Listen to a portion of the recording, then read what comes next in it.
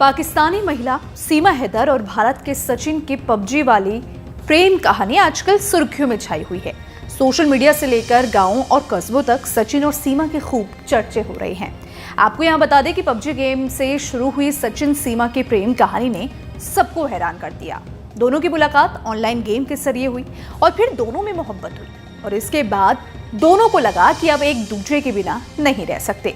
तो 4 बच्चों की मां सीमा नेपाल के रास्ते भारत आ गई और सचिन के साथ ग्रेटर नोएडा में रहने लगी।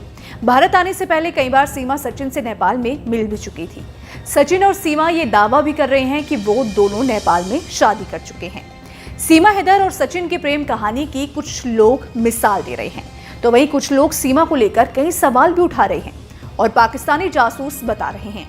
सीमा जिस तरह से पाकिस्तान से दुबई और वहां से नेपाल होते हुए देश की राजधानी दिल्ली से सटे ग्रेटर नोएडा पहुंची और किसी को कानो कान खबर तक नहीं हुई। सीमा हैदर का तो बिल्कुल संदिग्ध लग रहा है मामला।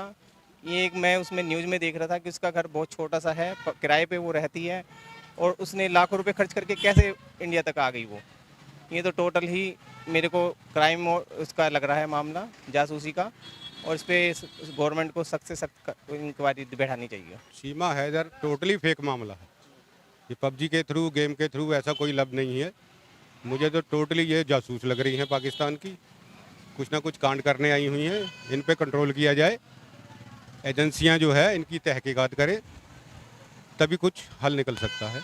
कहीं ना कहीं हमारी जो सुरक्षा एजेंसियां हैं उनमें उनकी ये चूक है, नहीं वरना इस तरह का जो ये मैटर हुआ है वो देश के हित में नहीं है, ये देश के अहित में है।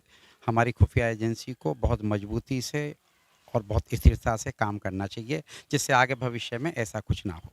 वो मेरा मानना तो ये है कि सीमा हैदर वास्तव में कोई खुफिया एजेंसी की एजेंट है और ये मैं अपने हिंदुस्तान की खुफिया एजेंसियों की भी चूक मानता हूँ कि वो इंडिया में एंटर कर गई और इन लोगों को पता भी नहीं लग पाया।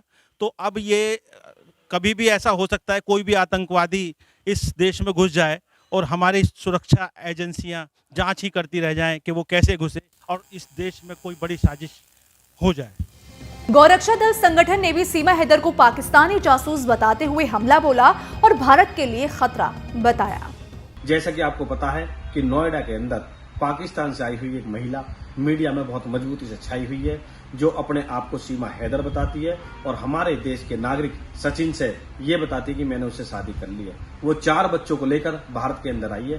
साथियों, मैं अपनी वीडियो के माध्यम से आपको बताता हूँ कि 5वीं फेल होने के बाद भी इतनी फर्राटेदार इंग्लिश बोलना, इस तरीके से मीडिया में बयान देना, ये कहीं ना कहीं कोई ना कोई बड़ी साजिश हो सकती है। सीमा हैदर 100% मुझे ऐसा लगता है कि जासूस लोगों से मिली हुई है, क्योंकि इसका भाई आर्मी में बताया जाता है।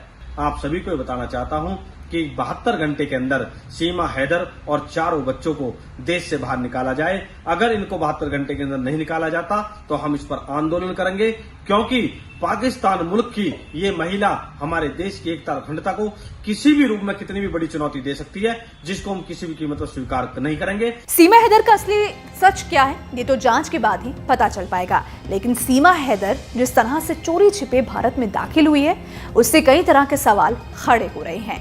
देखिए, इसको लेकर आप क्या सोचते हैं, आपकी क्या राय है?